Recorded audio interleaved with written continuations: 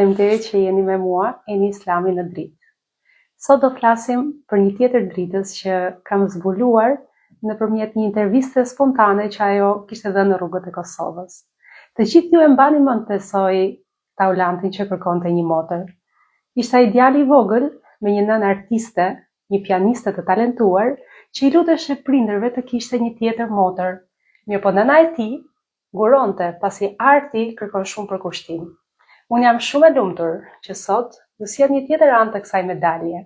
Sot do flasim për një tjetër dritë, për një zonjë që ka 20 vite në artin e saj dhe në fushën e spektakleve, por ajo nuk ka nguruar kurse si të ketë familje, të jetë nënë dhe mbi të gjitha, unë kam nderin që sot ajo të jetë me mua pikërisht në muajin e 9 të shtatzanisë. Unë i uroj një lindje sa më të lehtë dhe jam shumë e lumtur që bashkë me lutjet e mia jam e bindur që do bashkohen gjithë ju që na ndiqni sot. Kam nderin që këtë bisedë ta vazhdoj sot me Dorina Behlulin.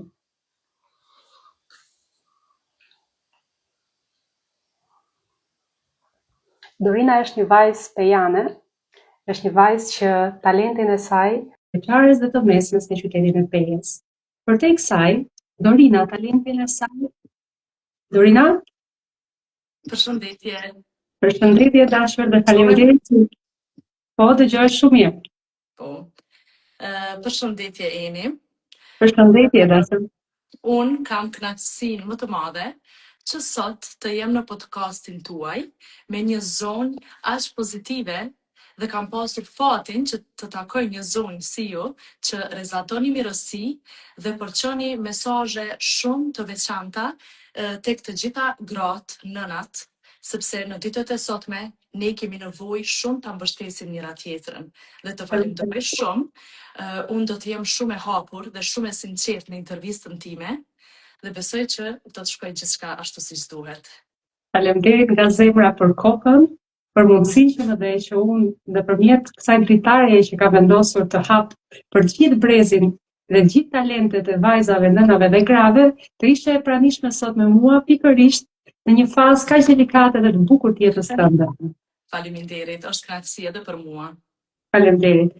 Dorina, për të gjithë vajzat dhe gratë apo të gjithë ndjekësit që sot janë me ne, unë doja t'ja nisim qysh nga fillimi, atje tek zanafilla e një fëmije që përtej rritjes së saj, rritet e ëndrat edhe dëshirat për të bërë dikush, ato ëndrat sertare që neve kemi gjithmonë kur të rritemi.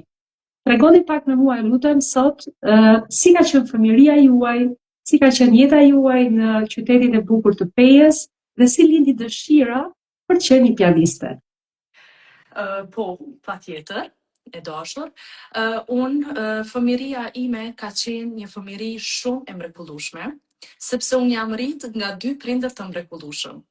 Dy prindër të thjeshtë, që ata kanë qenë dhe vazhdojnë të jenë ardashës shumë të mëdhenj, dhe përkundër që ata e dëshirojnë artin dhe muzikën, ata na kanë japur një kulturë të përgjithshme që pavarësisht se çfarë do që unë të arrijë në jetë, të jem një njeri i thjeshtë.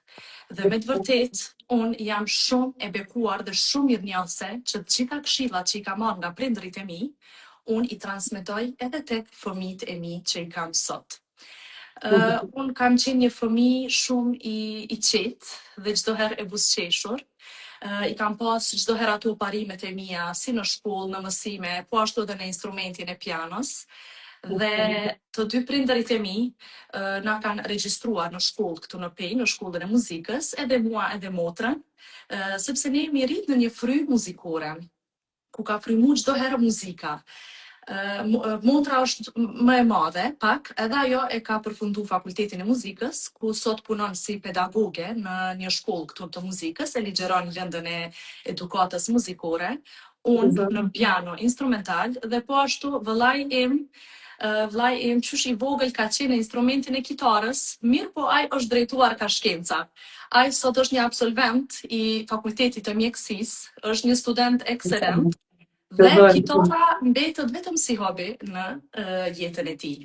Dhe unë, do me thonë, në një farë mënyre jemi rrit me muzikë, po ashtu si që kam cek edhe më herët, ka qenë hala ime kitariste, një ndër kitaristët e para, po ashtu doja e këngëtar për kundër profesionit, a i ka lancuar këngë shumë të vjetra të bukura qytetare, dhe unë kam pasur fatin që zhvillimin tim artistik ta kem mbështetjen e gjithë familjes sime, që i përshëndes jashtëzakonisht shumë.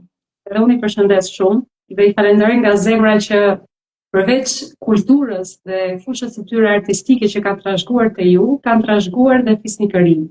Unë kam deri që të kem një zonjë kaq fisnike dhe kaq të ëmbël si juve sot. Faleminderit, krahasia është edhe imja. Gjithashtu, unë doja të dija kur e kuptuat ju se pianoja ishte jo vetëm një dëshirë tani më ose një instrument, por që mund të bëheshe një dëshirë e pandare e shpirtit tuaj artistik. Unë fillimisht kam qenë një fëmijë kur jam regjistruar, qysh në moshën 8 vjeçare, dhe normalisht kam filluar me disa nota, me disa melodi të thjeshta.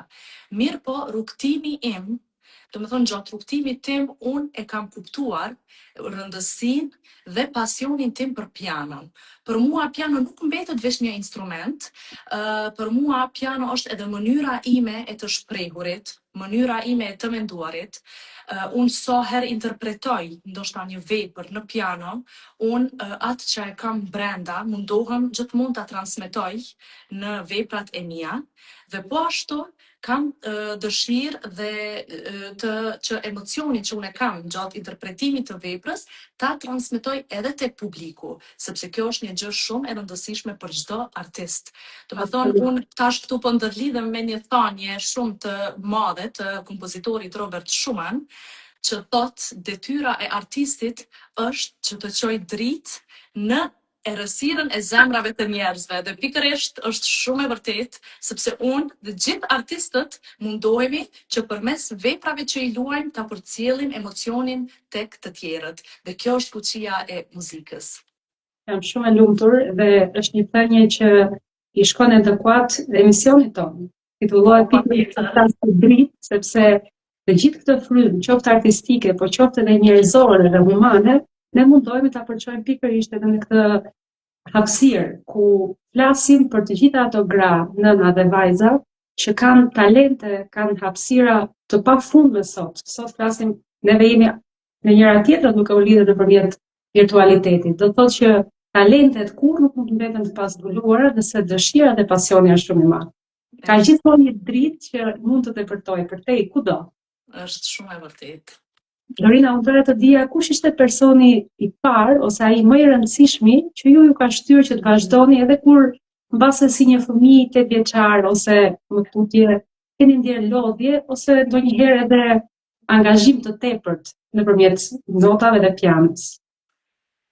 Po, normalisht unë prap po e cek që prindërit e mi janë personat e parë si artëdashës të mëdhenj të muzikës, janë ata që më kanë shtyrë qysh e vogël që unë të jem në instrumentin e pianos, mirë po asnjëherë me imponim, çdo herë me dëshirë dhe me kënaqësi. Unë të jem e sinqert, ka pasur momente kur normalisht si gjithë të tjerët jam ndjer e lodhur në gjatë ushtrimeve, apo jam ndjer e zhgënyer ndonjëherë, apo me lot, si gjithë fëmijët, normalisht edhe ne i kemi pasur këto. Mirë po, unë nuk jam dorëzuar në asnjë moment, sepse dashuria për pianon ka qenë më e madhe. Dhe të them të drejtën, një fëmijë, sidomos për një fëmijë, nuk është as pak e lehtë që ushtroj me orë të tëra në një ambient të mbyllur ku kam qasje vetëm unë dhe piano. Sepse ne dim që fëmijët i kemi mendjen tek lojrat, e kemi mendjen tek shokët, tek shoqet, tek shëtitjet, dhe nuk ka qenë e lehtë. Por prapse pasioni për pianon më ka mbet më i madh dhe nuk jam dorëzuar në asnjë moment. Pikërisht. Dhe në këtë formë vjen dhe pyetja ime e radhës. Atëherë ishit thjesht një fëmijë, mirë po duke u rritur për secilën nga ne gratë ose femrat, ne jemi të vetëdijshme që rriten obligimet, rriten preokupimet, rriten situatat e ndryshme jetësore. Po në këtë rrugëtim 20 vjeçar, ka patur një moment Dorina kur ka thënë okej, unë e dua shumë pianon, po në këtë situatë ose në këtë moment ndjem si e lodhur apo dua të pauzoj? Ka pasur momente të tilla, si tek çdo artist që janë e bindur, unë prap po e them, piano do Prandaj shumë sakrificë, do prandaj ne shumë duar durim. realitetin, sepse ne shikojmë gjithmonë të kuruar, bukur para nesh, para skenave të mëdha, po çfarë shihet pas të gjithë asaj? E vërtet, unë, si çdo artist tjetër, normalisht ka pasur momente kur jam ndjer e lodhur gjatë ushtrimeve, që sepse piano kërkon durim, kërkon sakrificë dhe përkushtim maksimal. Mirë po, çka është më e mira e kësaj, me të vërtet është që kur artisti del në skenë, mundi që e ke bërë me orë të tëra gjatë ushtrimeve të shpërblet në mënyrën më të mirë, sepse ne kemi të bëjmë me publik.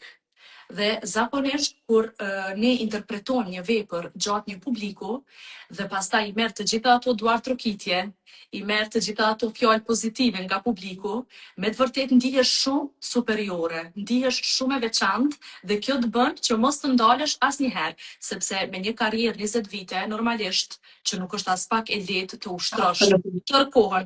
Për mua piano më ka përcjell tërë kohën. Do me thonë, qysh në fëmijëri, qysh në adoleshencë, më ka përcjell në studime, në punë dhe tash edhe si një nën.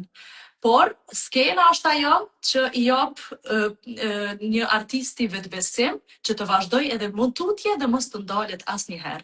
Publiku është ai, fjalët pozitive e gjitha ato. Shumë bukur. Dhe sa e vështirë është realisht për një grua, për një nën, për një vajzë që përtej dëshirës ose pasionit të balancojë dhe të vejë në një situatë ku të ndaj mes obligimeve, detyrave, kushtëzimeve familjare, por dhe skenës dhe artit që ajo mbart brenda shpirtit të saj. Të them të drejtën është e vështirë, sepse edhe ju vetë jeni nënë dhe e dim çdo të thotë një nën që të merret edhe me karrierën dhe të merret edhe me përkushtimin, sepse ne sidomos në ditët e sotme jemi nëna shumë të përkushtuara dhe kemi qef që çdo perfeksion që kemi për vete ta shfaqim edhe tek fëmijët tanë. Mirë po unë kam pasur fatin, ndoshta mund ta quaj, që profesioni im unë në momentin që jam bërë nën, do me thonë profesioni im i kam shiquar gjërat e përbashkëta që i kam mes profesionit tim dhe mes fëmijëve të mi. Dhe unë i kam zbuluar ato gjërat të përbashkëta, i kam gjetë 3 karakteristika të cilat janë shumë të rëndësishme për një nën dhe për një artiste. Për shembull, 3 karakteristika që unë do t'i veçoja që ndërlidhen shumë mes karrierës dhe mes familjes, është përkushtimi, sakrifica dhe dashuria. Të gjitha këto të trijat i kërkon një fëmijë. Normalisht, një fëmijë kërkon që durim, ne duhet të jemi të durueshëm me fëmijët tanë. Po ashtu kërkojnë dashuri, duhet të japim dashuri dhe sakrificë. E gjitha këto i kërkon edhe piano. Andaj, për mua është e lehtë, tash është ndoshta edhe më e thjeshtë që kur e interpretoj një melodi apo qoftë një vepër, çdo herë i kujtoj këto 3 karakteristika dhe e shprehi atë emocionin që e kam brenda meje. Mashallah, shumë e bukur. Vërtet, ndonjëherë njeriu duhet i përmbushet parimeve dhe disa pikave kyçe që e shtyn atë teci përpara. Mendoni juve se realisht ka shumë gra ose nëna dhe vajza që për një arsye dhe një tjetër heqin dorë nga pasionet dhe dëshirat e tyre? Po, ka shumë gra që unë ndoshta edhe një dhe kam dëgjuar, që heqin dorë sepse çdo herë është ajo frika që ndoshta nuk i mbrin të gjitha. Mirë po, unë ju sugjeroj që t'i ndjekin ëndrat e tyre, sepse ato janë më të lumtura dhe fëmijët kanë nevojë për një nënë të lumtur. Shumë e bukur, e vërtet. Dhe me të vërtet duhet që të mbështesim ne si nëna njëra tjetrën, t'i japim kurajë njëra tjetrës dhe të mos ndalemi asnjëherë, sepse me punë, me përkushtim dhe me pasion arrihen të gjitha. Shumë vërtet.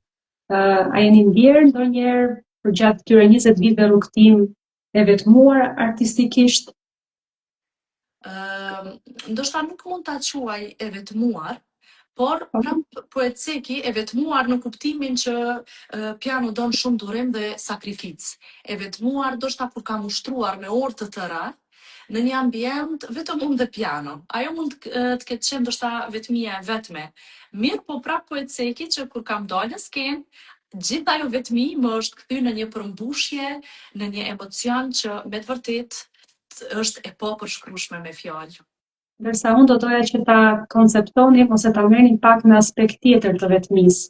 Do me thënë, sa jemi ne gratë realisht në jetën e përditshme ose në atë reale, një në virtualitet që shpesh dukemi dhe shumë të ëmbla, mbështetsen ndaj njëra tjetrës. Por dikush, një ish kolege që tani më nuk është më në këtë situatës në karrierë ose në pozicionin tuaj, ju mbështesim njëra tjetrën ne realisht, kur e shikojmë një zonjë me familje, me fëmijë dhe tani më vazhdo në karrierë, është kjo ndjesia e vetmisë apo ne jemi sinqerisht mbështetëse me njëra tjetrën?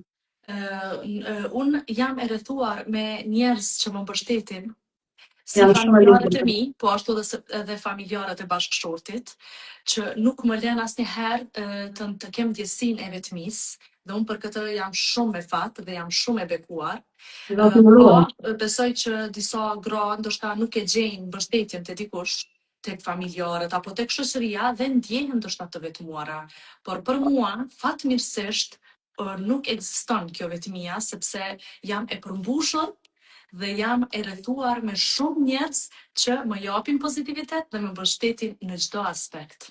Jam shumë e lumtur për këtë pjesë. Ndonjëherë drita që ne mbajmë brenda shpirtit bëhet më rrezullitse kur ka mbështetje, kur ka njerëz që të duartrokasin, qoftë edhe për hapin më të vogël që ne bëjmë, por mbi të gjitha, atëherë kur ne humbim atë dritë, ato bëhen shtys që ne të besojmë sërish tek vetja.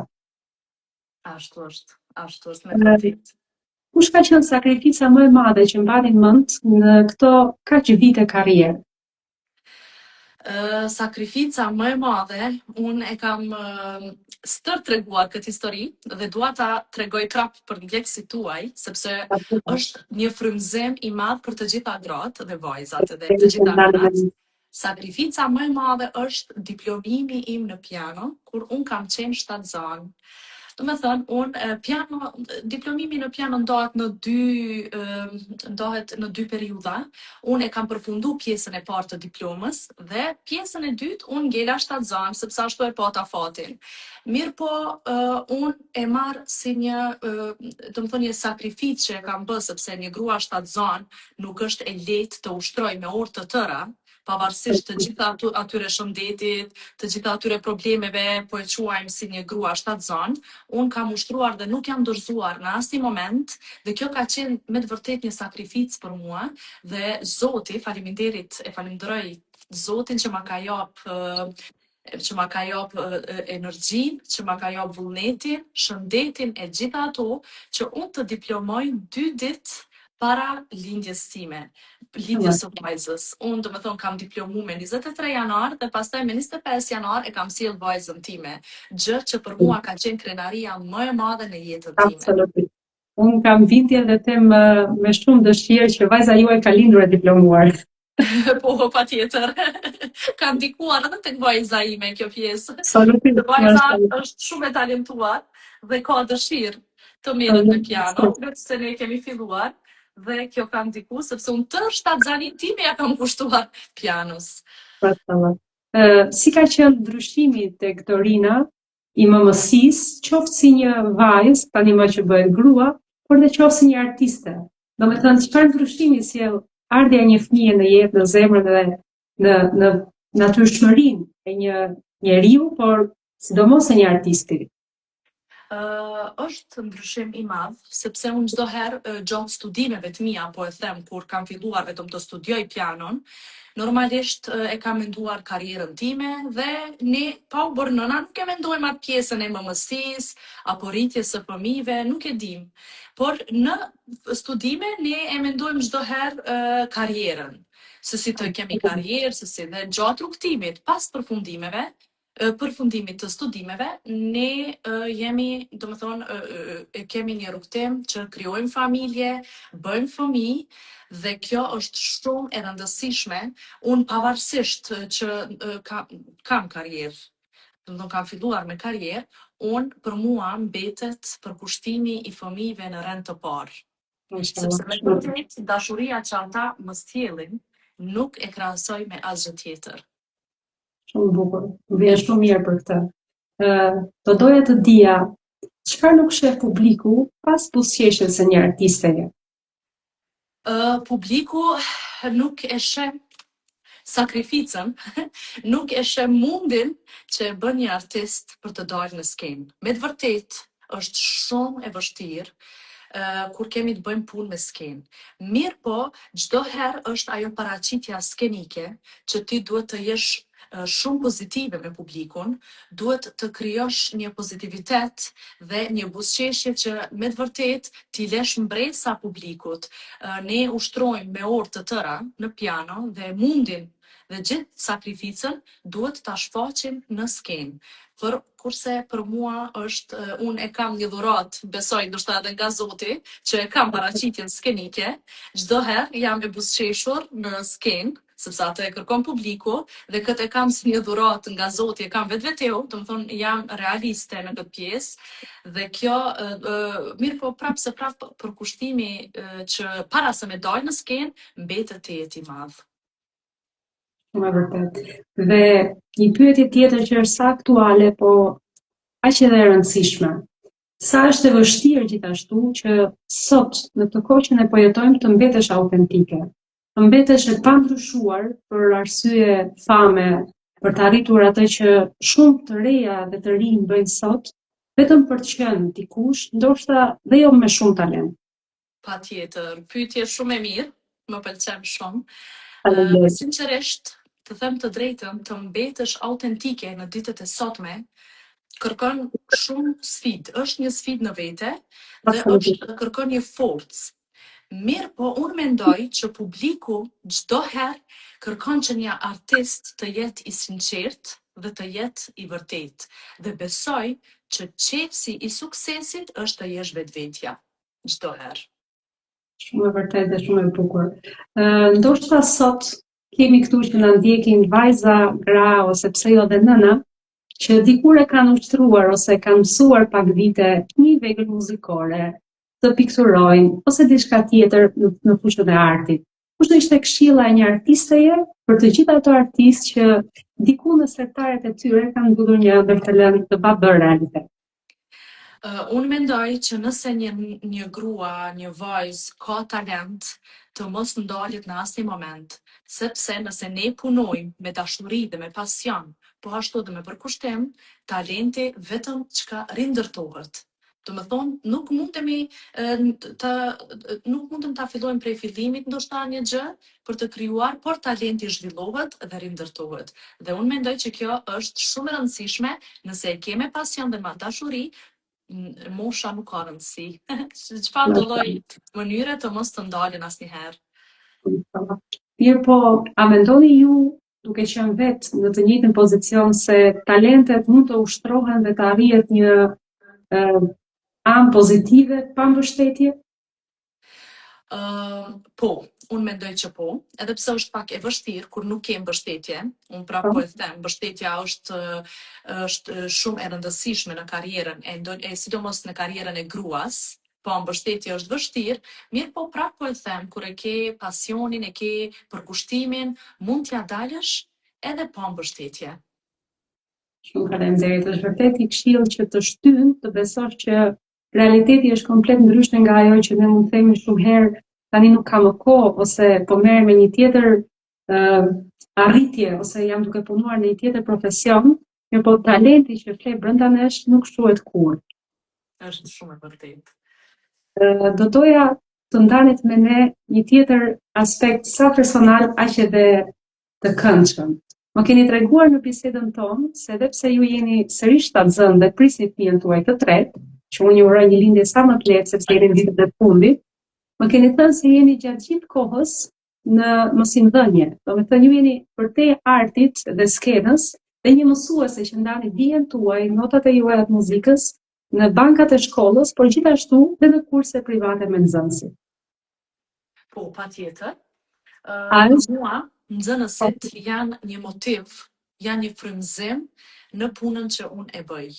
Unë përveç se punoj këtu në shkollën e muzikës në Pej, në Halit Kasapulli, unë jap edhe kurse private Dhe me të vërtet këtu dua t'i falenderoj të gjithë prindërit për besimin e tyre ndaj fëmijëve që i sjellin tek unë. Dhe unë dua të tregoj që qëllimi im nuk është ndoshta tek një nxënës që të luaj një vepër pa gabime si themi ne, apo në një vepër në mënyrë perfekte. Mirë po është e rëndësishme që qëllimi im është që unë t'ua krijoj atyre vetbesimin, sepse një fëmijë kur luan në instrument, ai ndihet shumë superior. Ndihet shumë i veçantë. Unë edhe vetë ndihem ashtu dhe jam djerë qysh e vogël.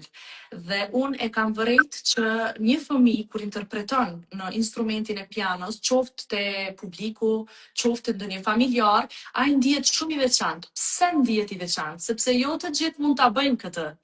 Dhe aty krijohet një vetbesim që me të vërtet është shumë vetbesim pozitiv.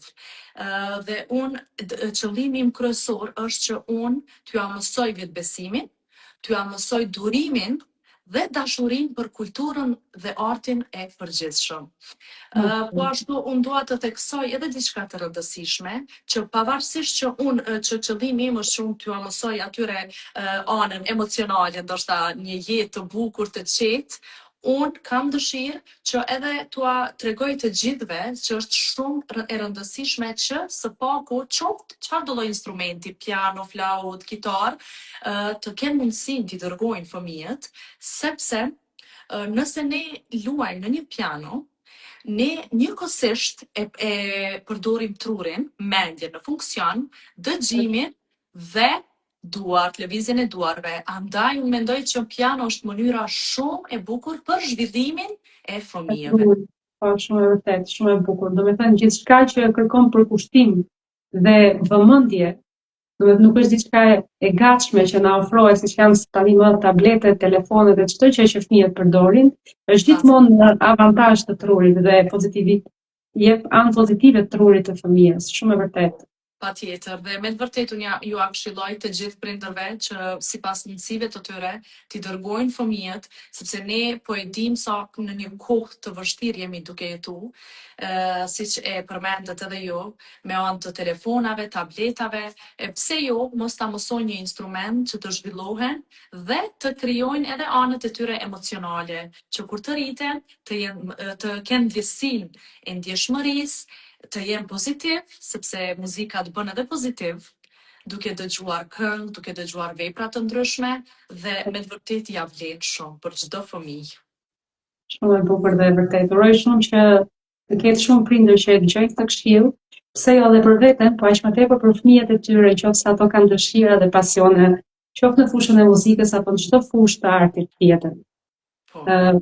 Keni 20 vite më thatë që ushtroni piano, por besoj se keni patur dhe shumë dalje të ndryshme skenike.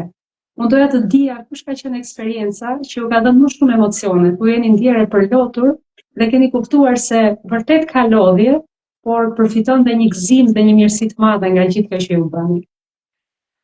Po, unë kam pasur paraqitje skenike të ndryshme dhe me të vërtet për një artist është shumë e rëndësishme që të kemi sa më shumë paraqitje skenike. Unë gjatë kohës, unë dua t'i veçoj, kam pas shumë koncepte të ndryshme, mirë po dua t'i veçoj disa gjatë studimeve. Unë kam qenë në festivalin Chopin Piano Fest, kam marrë pjesë, ku është udhëheqëse ka qenë profesoresha ime, që unë e përshëndes shumë, profesoresha Leila Pula. Qysh në fëmijëri kam pas fatin që të kem 2 profesoresha në krah. Ka qenë profesoresha Zana Basha, që më ka jap një bazë shumë të rëndësishme në rrugtimin tim pianistik, gjë që është shumë e rëndësishme për një fëmijë. Pastaj rrugtimi im në studime ka vazhduar tek profesoresha Leila, aty ku bashkë me profesoreshën kemi pasur koncepte të ndryshme dhe me të vërtetë nuk arrita veçoj ndoshta ndonjë, sepse gjitha e kam pasur atë veçantinë vet. Unë kam pasur fat të madh që kam qenë në mesin e këtyre 2 zonjave, sepse ato përveç që më kanë jap një kulturë pianistike, më kanë jap edhe një kulturë të përgjithshme që unë sot të gjitha këshillat mundohem t'i transmetoj edhe tek nxënësit e mi, dhe këto për mua janë arritjet më të mëdha në jetë. Dhe pikërisht në këtë pikë, unë kam dëshirë t'ju pyes se siç ju keni marrë anë shpirtërore për dhe ato kulturore dhe artistike nga mësuesit tuaja. Tani më ju vetë jeni një mësuese. Çfarë dëshiron Dorina Beluli të lër pas për të gjithë brezat e rinj, se jo dhe për fëmijët e saj, por për brezat që mësojnë nga duart dhe arti juaj, qoftë nga ana shpirtërore dhe artistike, si një trashëgimi e së ardhmes. Unë dëshiroj që të lë pas një kulturë të bukur muzikore. Unë, do më thonë, qëllimi im është që për të gjithë nxënësit, sepse jo të gjithë mund të bëhen pianist, ne atë e dim, por së paku, ata nxënës të cilët e përfundojnë shkollën 8 vjeçare, të kenë një kujtim të bukur në instrumentin e pianos apo qoftë në ndonjë instrument tjetër. E qëllimi im është ky, që ata të kenë një kulturë dhe një njohuri të përgjithshme për artin dhe muzikën e bukur që na rrethon. Dhe sa bukur, unë po mendoja tani më, një pyetje të dalë nga skenari, sa bukur mund të jetë një ambient i familjes tuaj në një moment gëzimi, ku bëhet fjalë për një familje të gjithë artistësh. Si janë takimet, darkat ose momentet tuaja të gëzimit në familje, në rrethin tuaj të afërt? Është unë për shembull po e marr tash që po më kujtohet një moment kur në gjatë verës është martu djali i dajës dhe ne jemi mbledh të gjithë në shtëpinë e dajës. Dhe me të vërtet aty kemi kaluar aq bukur sepse një familje ku dëgjohet një muzikë e shëndosh është kënaqësia më e madhe që mund ta ketë një njeri veçanërisht një artist. Dhe unë ndjehem shumë e lumtur që ndëgjojnë muzikë të mirëfillt, që jemi të rrethuar me miq të cilët janë ardashës të mdhenj, të cilët janë po ashtu edhe muzikant që këndojnë vetë, interpretojnë vetë dhe është një kënaqësi që me të vërtet nuk mund të përshkruhet me fjalë asnjëherë. Unë uroj shumë që gjithmonë të lidheni vetëm për gëzime dhe të keni momente që këndoni dhe i dhuroni lumturi dhe harmoni njëri tjetrit. Faleminderit.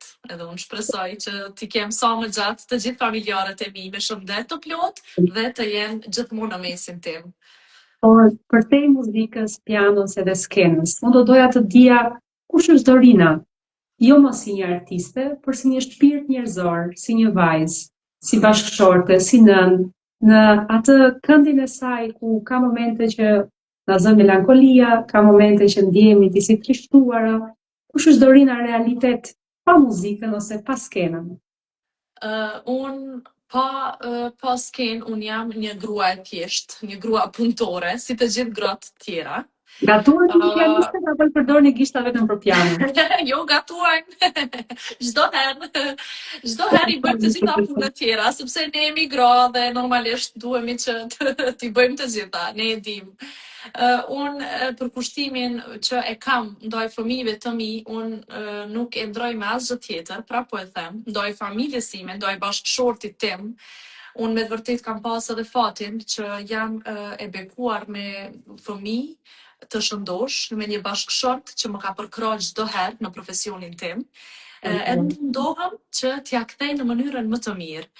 Do me thonë, unë jam një njeri normal, si të gjithë një grua që punon, që për te punëve, për te karierës, është një mirëmbajtëse në shtëpi, për kushtim me fëmijë, unë vajzën e kam në klasë të parë, dhe është ajo faza ku duhet të merrem me leximin e saj, me matematikë, gjitha këto që unë mundohem 80% të kohës ta ndaj edhe me fëmijët. Pastaj është djali im, është në kopsht, edhe ai ka ato të vetat, mësimet e vjetshave, programeve të ndryshme dhe unë mundohem që të jem e përkushtuar, sepse në fund të ditës karriera mbetet karrierë, po është shumë e vërtet, por kur vjen në shtëpi, duhet ta kesh atë ngrohtësinë dhe duhet të sjellësh pozitivitet që edhe ta marrësh të njëjtën gjë. Mashallah, shumë e bukur. Jam shumë e lumtur që jemi të rrethuar me kaq mirësi, me kaq femra me dritë brenda shpirtit tyre, dhe pse jo kaq nëna dhe bashkëshorte të përkushtuara. Shumë njerëz mendojnë se të arrish nga ana artistike është kulmi i arritjes njeriut, dhe ndoshta privohen nga ajo familjarja. Por siç unë e nisa me Taulantin që kërkonte një motor, Zonja që ka bërë filmin druhej se duke parë një fëmijë tjetër do t'i linte në një anë arritjet e saj artistike. Ndërsa sot ju na treguat një anë tjetër që është shumë mirë, një grua e përkushtuar që ti vë në balancë të gjitha gjërat e saj tjetës, mund të ketë dhe një familje të shëndosh, por dhe një karrierë artistike shumë të lirë. Po, patjetër, është shumë e vërtet. Për mua, edhe pse ndoshta normalisht ka karrierë mbi karrierë, ka pianist mbi pianist. Normalisht karrieristat që janë shumë të mëdhenj që performojnë nëpër botë, nëpër koncerte të ndryshme, është e vështirë të mbajnë edhe familjen. Mirë po për mua, me këto arritjet e mia jam shumë e kënaqur, me nxënësit e mi, me përkushtimin që e kam ndaj nxënësve, ndaj vetës që kam paraqitje skenike, unë këtë e marr si një përmbushje në jetën time. Unë për vete edhe kam realizuar edhe koncerte të ndryshme edhe me nxënësit e mi. Tash së fundi kam pasur një koncert me kursin tim, me gjithë nxënësit, ku aty kam performuar edhe vetë, dhe kam qenë po tash të me thonë shtatzan, në muajin e 8 të shtatzanis. Mirë po, kur përkushtimi dhe dashuria nuk mungon asnjëherë me gjithë nxënësit, unë kam arrit t'ja dal në mënyrën më të mirë dhe ta krijoj një koncert që me të vërtet më ka lënë bresa të shumta si mua, ashtu edhe nxënësve dhe prindërve të gjithë që kanë qenë të pranishëm aty. Unë uroj shumë që këto dalje skenike dhe të gjithë nxënësit që vinë dhe marrin dije qoftë nga ana shpirtërore por dhe ajo artistike tek ju, mos shterojnë kurrë, por vetëm të shtohen dhe të kenë fatin e madh që të mësojnë nga mësueset Dorina. Faleminderit shumë për këto fjalë dashur. Do doja shumë të dija kush do ishte këshilla, qoftë nga ana shpirtërore, por dhe ajo artistike, e Dorinës për të gjitha vajzat, gratë dhe dhënat që sot janë këtu live me ne, por që ndoshta edhe një të ardhme e dëgjojnë bisedën tonë të këndshme që ndam së bashku. Unë një këshilla ime për të gjitha gratë, për të gjitha nënat, është që ta ndjekin çdo herë ëndrrën e tyre. Sepse ne normalisht gjatë studimeve kemi ëndër atë që studiojmë, pastaj ta zhvillojmë në karrierë. Mirë po, kur ne bëhemi nana, kur ne bëhemi prindër, neve na ndryshon disi kjo mendje, sepse e kemi përkushtimin tek fëmijët. Po, një nanë e cila është e përmbushur edhe në profesionin e saj, është një nanë e lumtur. Prandaj, fëmijët kanë dëshirë të shohin lumturi në sytë e nënës. Dhe kjo është këshilla ime, që një nanë është pasqyrë, nëna dhe po flasim për nënat në këtë rast, sepse prindërit të dy janë pasqyrë e fëmijëve. Absolutisht. Pusim dhe baballar, duhet t'i privojmë. Po, patjetër, por nëna është ajo një pasqyrë e fëmijëve, do të thonë, nëse një nanë është edhe suksesshme dhe e lumtur me karrierën e saj, atëherë është e lumtur edhe për fëmijët. Dhe ajo ka çfarë ua tregon dhe çfarë ua jap fëmijëve të saj. Andaj, vazhdoni të gjitha gra, ëndrat e juaja, vazhdoni të shkëlqeni në mënyrën më të mirë dhe në mënyrën më pozitive që ju a ka dhënë Zoti. Mashallah, faleminderit shumë nga zemra për këtë super këshill. Është një energji pozitive që mua më vjen dhe tani vetë natyrshëm. Të gjithë ne kemi nevojë që të dëgjojmë një shtys për të vazhduar përpara në çdo lloj dimensioni të jetës. Po, patjetër, faleminderit. Faleminderit nga zemra dhe juve. Unë do doja të dija edhe kontaktin ose momentet tuaja, më keni treguar që dhe vajza ushtron piano, merr notat muzikore dhe bën kurse njësoj si gjithë fëmijët e tjerë në ambientin tuaj të pianos. Po, patjetër, vajza ime ka një talent shumë të madh. Është ajo ma kujton komplet fëmijërinë time.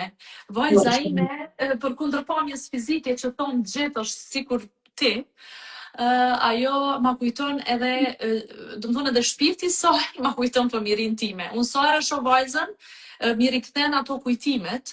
Vajza ime është një person shumë i qetë dhe është shumë një vajzë buzëqeshur, është shumë lozonjare dhe çdo herë kur unë i them, ato ushtron piano tash, e kemi kohën, ajo me gjithë përkushtimin më të madh, po përtesë që kjo është një gjë shumë e rëndësishme tek çdo pianist.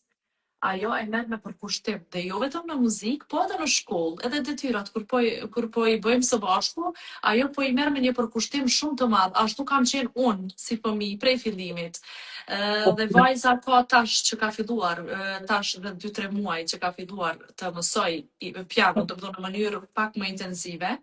Po i pëlqen shumë, po prapë se prapë unë nuk dua ta ngarkoj edhe shumë, sepse është fillimi. Klasë e parë, e vërtet. Është klasa e parë, e ka ngarkesa të ndryshme edhe në shkollë, me mësime, por kemi filluar bashkë, unë e mësoj në kursin tim, aso ai pëlqen shumë, dhe tash që e përmenda që kam pas një koncert me të gjithë nxënësit, ka marrë pjesë edhe vajza ime, dhe me të vërtet ka shkëlqyer shumë, ka luajtur aq bukur, sa që edhe bashkëshorti dhe unë jemi ndjesh shumë krenar, dhe tash i kuptoj të gjithë prindërit kur dalin fëmijët e tyre në koncert, sa janë të emocionuar, sa janë krenar, tash i kuptoj sepse e shoh vetë vajzën time, e kam parë në koncert dhe me të vërtet kam qenë shumë e stresuar dhe kam qenë shumë e emocionuar.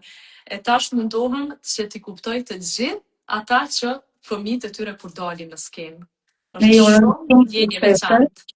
Jemi shumë të lumtur që Darda bie në ndart dhe vazhdojnë të bien në ndart, si ju në familjen tuaj dhe vajza juaj, dhe është shumë bukur kur talenti dhe pasionet trashëgohen në mënyrë kaq spontane, jo të detyruar. Ka shumë raste, për shembull, që fëmijët thonë e kam ndjekur si profesion sepse prindrit dëshironin. Por kur kjo bëhet me vullnet dhe dëshirë të plotë, është akoma shumë e dashur dhe është shumë e lehtë për të vazhduar përpara. Absolutisht. Edhe unë kam pasur këtë fat, zakonisht unë pas përfundimit shkollës fillore, kur kam hyrë në shkollë të mesme, normalisht kam qenë pak konfuze, si të gjithë adoleshentët, se çka me vazhdu tash. Unë e kam cek dhe po e cek prapë që nana ime ka qenë ajo që më ka shty. Mirë po, ajo nuk e ka bërë me ndonjë imponim, sepse zakonisht unë i shoh disa prindër tash që dëshirën e tyre që e kanë për me lujt në piano, për me vazhdu instrumentin, ju imponojnë fëmijëve. E kjo nuk është gjë e mirë, sepse instrumenti bëhet me pasion. E nana ime është tregu shumë e kujdesshme, ajo nuk ma ka imponu në asnjë moment. Mirë po, më ka drejtu në atë formë që unë të jem, sepse ka kuptu thellë brenda meje pasionin tim për pianon, dhe ajo me kujdesin e saj më të madh më ka treguar se si të vazhdoj rrugtimin tim, që unë e përshëndes shumë. Shpresoj që nuk e na shiku, sepse ajo është mbështetja ime më e madhe. Ashtu edhe babit dhe të gjithë familjen e përshëndes jashtëzakonisht shumë. Falë tyre, unë jam sot këtu ku jam. Mashallah, shumë gjë e bukur kur fëmia është falënderues, por edhe mirënjohës ndaj prindërve dhe të gjithë atyre që i kanë falë çdo gjë nga vetja. Realisht neve marrim shumë, qoftë nga mësuesat apo qoftë nga fëmijët tanë, apo dhe jo si jo, pa diskutim nga prindrit, për të bërë këtë që jemi sot. Po, patjetër. Dhe ne kur bëhemi prind, atëherë kuptojmë edhe më shumë rëndësinë e prindërve, mundin, sakrificën e gjitha ato që i kanë bërë për neve. Shumë e vërtetë. Tani po më vinte në mendje një pyetje tjetër sa e bukur aq edhe ëmbël. Po më thonit që ndoshta nëna juaj, babai, vëllai, motra, pse jo dhe shumë të afërm të tjerë mund të jenë duke na ndjekur. Mirë, po ne folëm për atë dritën tuaj të vogël, që ndoshta tani është vetëm 8 vjeç, por e shikon në një të ardhme këtë intervistë. Çdo ishte këshilla e mami Dorinës, që jep vajzës sot dhe uroj që ajo ta ndjek dhe ta dëgjojë edhe të ardhmen. Po, patjetër, unë vajzën time kam pikë të dobët, normalisht si gjithë nanat që i kemi vajzat tona. Unë këshilla ime për vajzën time është që ajo, si një vajzë e brisht që është tash, të mbetet një vajzë e tillë, të ketë një zemër të madhe dhe pavarësisht të gjitha arriturave të saj, shpresoj shumë për të gjithë fëmijët e botës që të kenë shëndetje në radhë të parë, pastaj fatin e tyre shumë të mirë, qoftë në profesion, qoftë në familje, sepse janë dy gjëra shumë të rëndësishme, të mbeten njerëz të mirë, të thjeshtë dhe me një zemër aq të madhe sa t'ju lën bresa të gjithë njerëzve të tjerë. Unë i dëshiroj të gjithë fëmijëve, jo vetëm vajzës time, por të gjithë fëmijëve të botës, t'i kenë këto karakteristika, sepse me të vërtetë një njeri i thjeshtë, një njeri i sinqert, lulëzon në të gjitha aspektet e jetës. Mashallah, është një mesazh aq i bukur sa që vërtet përshon dritë kudo në çdo individ që e ka dëgjuar.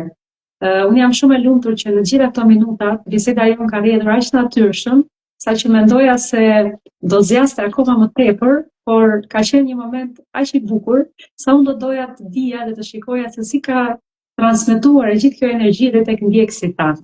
Do lexoja disa mesazhe ose njerëz që janë tani më duke na ndjekur, komente që janë duke u bërë, sepse kjo është një gjë shumë e bukur kur drita që neve kërkojmë të shpërndajmë na ndjek nëpërmjet virtualitetit të bëjmë pjesë e jone.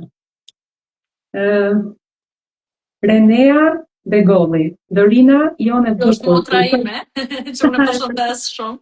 Të përshëndesim dhe ne shumë. Dorina jone bukur, punëtore e zgjuar dhe thjesht yll. Faleminderit që jeni me ne. Unë kam një lidhje të jashtëzakonshme me motrën time. Nuk kemi shumë ndërmjet në moshë, kemi vetëm 1 vjet e gjysmë, ajo është 1 vjet e gjysmë e madhe. Pas keni qenë si binjake. Po, pastaj edhe profesionin e kemi të njëjtë dhe kemi një lidhje që unë jam shumë e lumtur dhe shumë e bekuar që e kam motër. Mashallah, unë jam shumë e lumtur për këtë pjesë sepse dëgjojmë shumë raste kur për arsye të talentit ose arsye të tjera të jetës janë motra, por dhe nuk ndjehen motra. Jo, ajo është ndoshta një fatkeqësi, sepse unë kam pasur fatin e madh që të kem një motër siç e kam dhe më shëndes jashtëzakonisht. Edhe ne përshëndesim dhe urojmë dhe asaj shumë sukses dhe arritje në karrierën e saj artistike. Faleminderit. Përshëndetje për Linditën që është gjithmonë me ne. Lindita të përshëndes, faleminderit nga zemra. Emën, Valin, përshëndetje e dashur, faleminderit që je këtu. Përshëndetje, thot Angelida, ju përshëndes të dyjave. Tani sapo u futa këtu dhe është vërtet bukur të mësosh instrumente, por fëmijët e mi nuk kanë qejf të mësojnë instrumente. Por ato shkojnë në kor dhe bëjnë kurse kërcimi, djalin futboll dhe është vërtet një kënaqësi të merresh me aktivitete. Shumë e vërtet, absolutisht. Po, patjetër.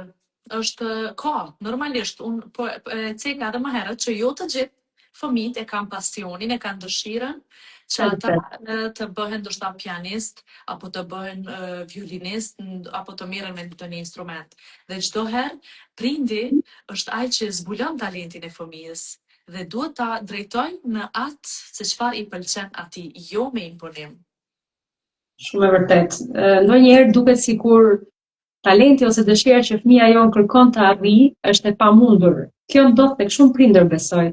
Por nëse ai e ndjen, ne duhet i besojmë intuitës së çdo fëmie, sepse nga pafajësia dhe intuita që ato kanë në shpirt, ndoshta ai burimi i mirësisë dhe arritjeve shihet brenda tyre. Po, patjetër, është shumë e vërtetë. Dorina, kushto ishte një mesazh i fundit që do mbetej si një dritë për të gjithë ne? Mesazhi im për të gjithë është që të lutem të gjithëve, sepse në këtë kohë ku jetojmë, është e rëndësishme që të japim dhe të marrim dashuri. Të japim pozitivitet dhe të marrim pozitivitet. Andaj, unë kam dëshirë që të dëgjoj prej të gjithë njerëzve vetëm fjalë pozitive, mendime pozitive dhe jo të hyjmë në ato mendime që ndoshta ndikojnë negativisht tek ne, tek familjarët tonë. Andaj unë shpresoj dhe besoj shumë tek njerëzit që me të vërtet janë njerëz të mirë dhe që rezatojnë mirësi. Dhe me të vërtet ju jeni e tillë. Unë shumë kam pasur fat që të kam takuar dhe ne do të mbetemi mike shumë të mira dhe kur vjen në Kosovë unë të pres në shtëpinë time, të pres në studion time. Dhe kemi shumë çka për të biseduar, sepse kemi shumë gjëra të përbashkëta. E vërtet, e vlerësoj shumë dhe realisht kështu ndodh me çdo të ftuar. Prandaj quhet edhe emisioni Dritë, sepse secila nga ne ka shumë për të dhënë nga vetja dhe kur ne bashkojmë dritat me njëra tjetrën, bëhemi një mrekulli e madhe që japim dorë njëra tjetrës, japim dashamirësinë tonë, po në fund të ditës mbetemi dhe mique të mira. Po, patjetër. Unë kam shumë kënaqësi që jam në mesin tuaj dhe që kam filluar këtë intervistë. Shpresoj shumë që kam arrit të përcjell disa mesazhe tek të gjitha gratë, tek të gjitha nënat, që t'i ndjekin ëndrat e tyre. Unë jam treguar shumë e sinqert Ashtu jam edhe në jetën e përditshme, jam një njeri i thjesht, jam një njeri i sinqert dhe besoj që këtë emocion dhe këtë thjeshtësi e kam përcjell edhe tek ndjekësit tuaj. Tek mua absolutisht po. Uroj shumë që të tek çdo ndjekës. Ju falenderoj nga zemra për kohën, për bisedën e këndshme dhe ju uroj veç arritjeve të mëdha dhe sukseseve të pafundme të fushën tuaj artistike, një lindje të mbar dhe të dëgjohemi sërish, të urojmë sërish me njëra tjetrën kur bebushti juaj të jetë me ju, me pianon dhe me gjithë të dashurit e juaj zemrës. Patjetër, faleminderit shumë. Faleminderit. Është, domethënë, kjo periudha ime para lindjes, periudha e lindjes, pas lindjes, por unë nuk do të ndalem asnjëherë, unë nuk do të dorëzohem në asnjë moment, edhe pse tani po bëhem, po rritemi në një familje, po i bëj 3 fëmijë, mirë po unë gjithmonë fëmijët e mi do të mbetën frymëzimi më i madh për karrierën dhe për punën time. Është shumë e bukur ta dëgjosh nga një nënë dhe një artiste se sado që të shtohen provokimet dhe angazhimet, sepse normalisht një fëmijë i vogël do shumë përkushtim, dashuria dhe pasioni për ëndrrën dhe talentin nuk mbetet kurrë në venitje. Faleminderit me zemër për gjithë bisedën e këndshme. Ju uroj gjithë të mirat dhe shpresoj shumë që talenti juaj të shkëlqejë kudo në çdo skenë dhe sa më shumë arritje. Faleminderit shumë edhe nga ana juaj. Shpresoj të dëgjohemi për të mira. Faleminderit e pashëm. Të përshëndes. Edhe unë shumë ju përshëndes. Faleminderit që ishit me ne në dritë dhe përcollëm një tjetër mirësi dhe një tjetër energji pozitive, atë të artit, të pasioneve dhe të gjitha atyre dëshirave të mëdha që nga një fëmijë mund t'i trashëgojnë dhe mund t'i përçojmë në botën artistike, por dhe tek fëmijët tanë, tek çdo njeri që na rrethon, sepse mbi gjitha, secili nga ne sheh një anë artistike brenda vetes. Gjithë të mirat, ju uroj gjithë kohën deri të dielën tjetër sa më të këndshme dhe të mbar, dhe shihemi sërish të dielën e ardhshme me një tjetër të ftuar. Mirupafshim, faleminderit Dorina. Mirupafshim.